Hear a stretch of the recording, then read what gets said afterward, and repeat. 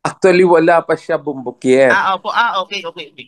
Opo. Ang naibaba pa lang yung guidelines ng dyan sa PBB. At kailangan mag-comply, mag-submit ng tinatawag namin kasi yan na alpha list, yung listahan ng mga qualified na mga makaka-receive. Kasi yun din yung poponduhan base doon sa sinabmit na mga lista, yun ang ibababang pondo ng ating pong DBM. So ngayon ay preparation time ng ng list ng listahan ng mga kasama doon sa makakatanggap ng PBB. Isa kasi doon bumbukier na nasa listahan ay dapat meron siyang performance mismo nung kanyang nung 2023. So kung minsan ang mga schools hindi lahat nakakasubmit yung mga empleyado, so kailangan ma-check yon na lahat ng mga empleyadong qualified nakapag-submit noon, nakasubmit ng SALN, nakasubmit ng mga required document dun sa checklist. So this time, Bombokier, preparation tayo nung listahan ng mga qualified. Pero ang kagandahan ay may kasiguraduhan na kasi 2023 pa yun, Bombokier. So, malaking tulong din yon para sa mga guro natin kung mailalabas ka agad. Opo. Sino-sino ba, attorney, yung mga qualified dito na bigyan? Ah, Usually Bombokier ang qualified diyan una yung nakapag-serve ka simula doon sa ang cut-off ata is August 31 ng taong 2023 na yon onward. So ibig sabihin kung nandiyan ka pa hot-blooded kang tinatawag na nasa DepEd nung period na yon, then you are qualified to receive. Kung until now nandiyan ka pa rin, nagtatrabaho pa rin sa DepEd, makaka-receive ka nung kaukulang PBB nung 2023. Opo. Paano, attorney, kung halimbawa bago pa lang sa DepEd, Teacher 1, ano na ba siya? Entitled na po ba siya doon?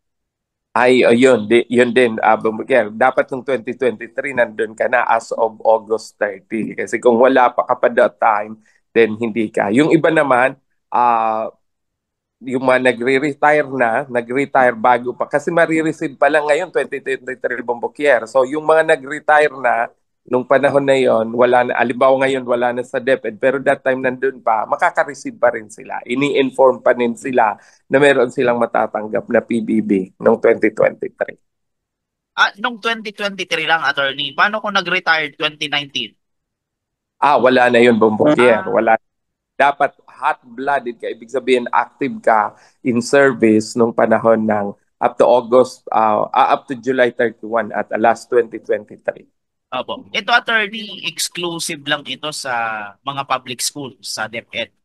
Hindi, lahat yan na agency Bombokier na mag-qualified. After determining kasi nung mga isinabmit ng lahat ng agency na nasa gobyerno, yun ay mabibigyan kung qualified sila. At meron din yung percentage kung up to how many percentage yung pwedeng matanggap. Opo. So kahit private school, attorney, makakatanggap? Hindi, wala yung nasa private Bombokier. Mga public employees, hindi lang taga-DepEd. Kahit ibang agency like DNR, Ah, DPW, lahat po yon. Kasi yung mga active sa mga na-employee that time sa iba't ibang ahensya, ngayon pa lang mabibigyan na 2025 para sa 2023. opo. Kaya Opo. at Bombokier nag-aabang. Lahat nag-aabang, hindi lang yung mga teacher. Yun nga lang, ang teacher ay napakalaking bulk ng bilang ng mga empleyado. Kaya kumbaga, mas matunog. Pero yung lahat ng government agencies, 2023 ay ngayon pa lang nakwa-qualified na pwedeng tumanggap. Opo, opo. So kahit pala non-teaching personnel, attorney, Yes, makakatanggap.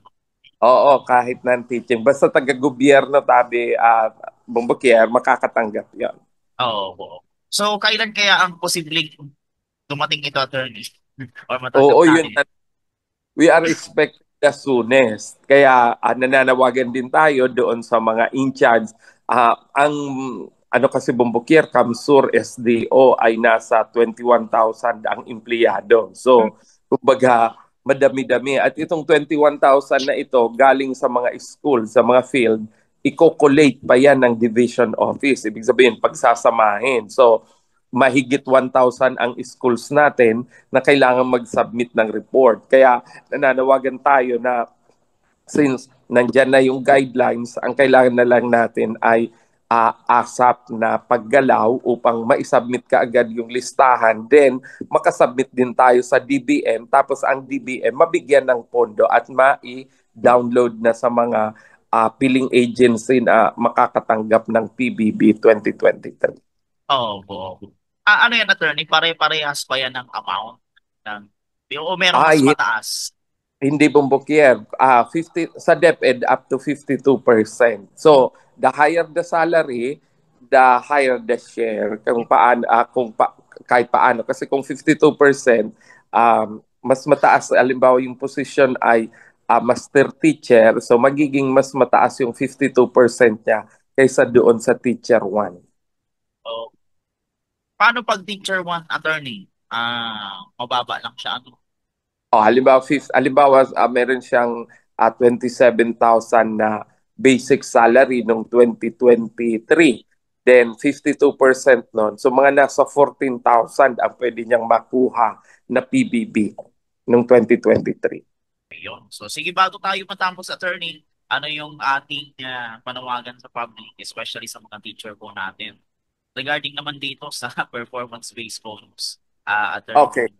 Opo. Ayan, sa ating pong mga kaguruan na nag-aantay na matanggap ang performance-based bonus, I hope nakakomply na tayo sa mga hinihingi din ng ating pong mga AO, yung ating mga administrative officer na siyang magko-comply at magko-compile at magko-collate ng mga submitted ninyong requirement and in preparation for the alpha list. So sana po ay ma-submit natin ito sa mas madaling panahon upang sa ganon ay mapag-isa din ng buong DepEd Camarines Sur. Ito man ay hindi pa natin natatanggap pero at least meron tayong inaasahan na at least up to 52% ng ating pong salary ang pwede nating makuha noong 2023. Medyo malayo-layo na bumbukyer kasi 2023 pa pero ang maganda naman nito ay nandyan at matatanggap pa ng ating mga kaguruan.